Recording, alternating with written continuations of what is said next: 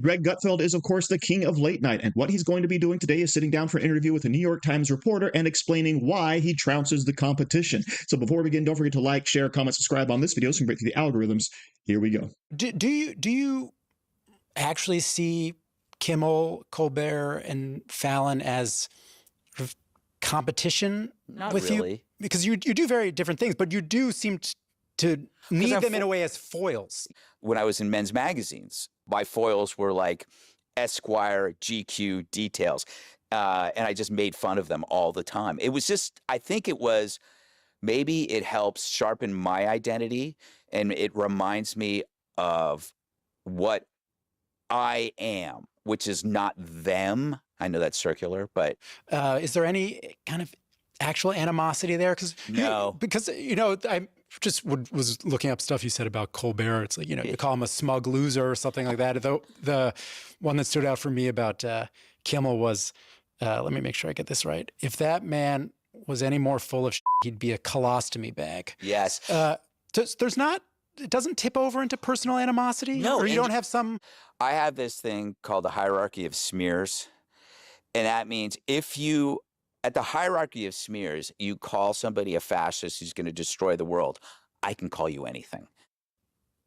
I made this point like in an article by the New York Times, but they didn't include it, which bummed me out, which was the Kat Timpf article.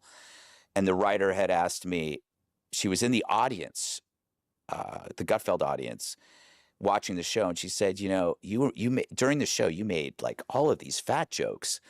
There were so many of them, and I'm sitting in your audience, and I'm saying like, there's some overweight people, and I said, yeah, but they didn't call me Hitler, and that's the difference. It goes back to the framing, which is, I think you're wrong, you think I'm evil, and I'm never going to call somebody fat because they're fat. I'm going to call you fat if you called me Hitler.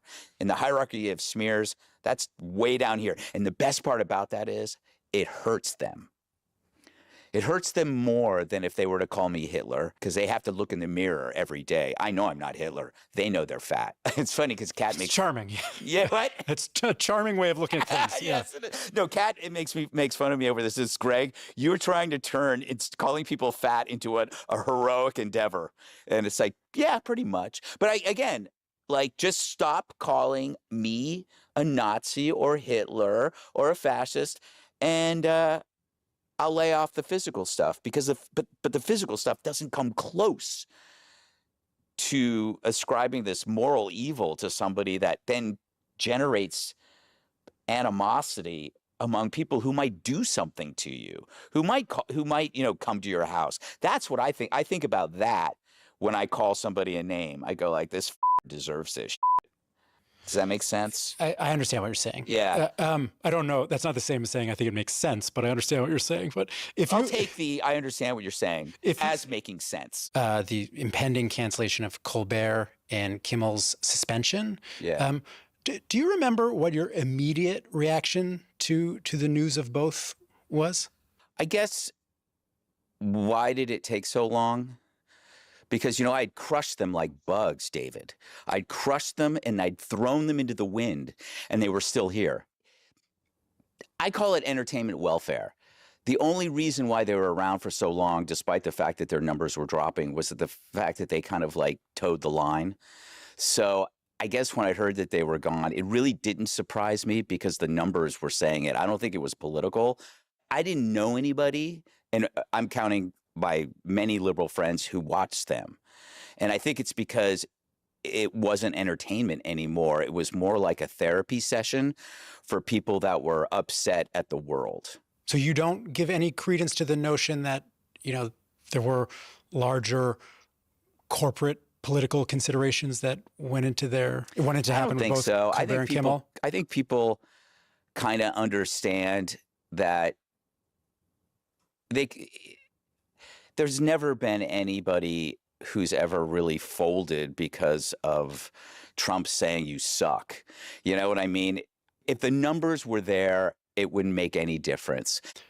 What would be the risky thing to say to your audience? I'm always trying to figure shit out when it comes to spirituality, but I have offended my audience if I'm too flippant on religion.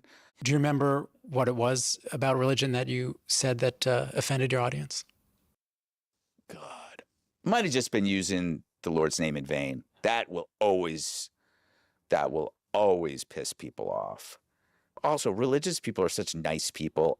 They make you feel bad when they don't write angry letters.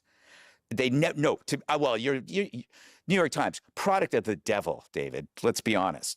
But because this is going to be in audio too, I just need to make it clear that I made an extremely skeptical face when Greg said religious people don't write letters. No, I said no. They write letters, but they're so polite. No, the ones I get, I'm telling you, man, the ones I get, it's like, Greg, we always respect your opinions, but I must ask you, please refrain from using the Lord's name in vain. And then they will try to, Penn Jillette said to me, like, he's an atheist. He's like, someone who works at Planned Parenthood might have a different opinion about how polite the religious well, I mean, they are killing are, children, so that's part of the game. In your face. That was classic Greg Gutfeld at the end there, right? What could you possibly do to offend your audience? Well, I guess if I was flippant about religion, they might write me a strongly worded letter because obviously most religious people, are very polite, okay? To which, of course, you have the New York Times reporter being a little skeptical, right? David Marchese is saying, hey, I'm making a face right now, okay? Because obviously religious people are the worst, right? Ask Planned Parenthood, all right? Greg Gutfeld's response is perfect. They are killing children, after all, in your face. Okay. But that's just the type of person that Greg Gutfeld is. That's the personality that has made him incredibly popular, more popular than all of the late night hosts. So let's go ahead and rewind back to the beginning, all right? Because we have Greg Gutfeld coming out and saying, yeah, Jimmy Kimmel, Stephen Colbert, does it surprise him that they were being canceled? No, of course not. Because as he describes it, right, they were entertainment welfare. They were on TV simply because they've always been on TV, right? They don't have the ratings to back it up. But of course, Donald Trump, he came out and said they should be canceled. And the next thing you know, they're being canceled. To which, of course, we have to respond, if they were actually making the networks money, none of that stuff would have happened. All right. Now, obviously, Kimmel didn't get canceled. He came back and got huge ratings for about a week and then sunk back down to where he was. All right. So I'm sure he's going to be fired at some point. But the idea is they're not making the money that they should be making. And why are they not making that money? Because they've alienated half of their audience. Because as Gutfeld describes, they're not out there having fun. They're not out there making jokes. They replaced laughter with clapter. All right. They will come out there and make some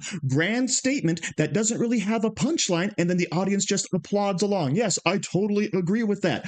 But where's the fun? Where's the entertainment? It's not there, right? It's all therapy for Democrats who have lost elections. Okay. But I love what Greg Gutfeld says in terms of him making fun of Kimmel and Colbert, right? It's about the hierarchy of smears. If you come after us and you call us Nazis and fascists and people who are going to start World War III and destroy the country, then we're going to come back at you, okay? And notice how Greg Gutfeld also quotes Charles Krauthammer, right? We think the left is dumb or wrong, but they think we're evil. And that, of course, justifies all types of actions against us, which, of course, has led to violent attacks, threats, attempted murder, and yes, even murder, i.e. Charlie Kirk, which we just saw a couple of months ago.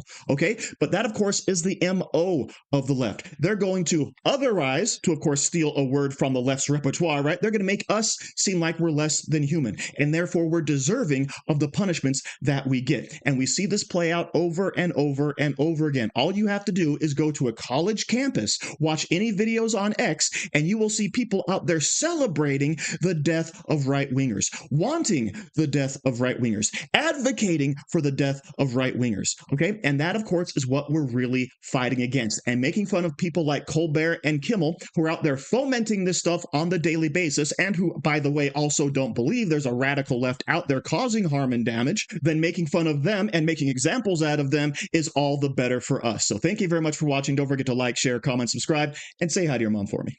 Do you like t-shirts? Of course you do. And now you can support the channel by buying an Angry Teacher t-shirt designed by me, Angry Teacher. So if you like America, if you like freedom, if you like liberty, then go ahead and click the link in the description, where all designs, of course, are 100% mother approved. So enjoy yourself and find something you like today.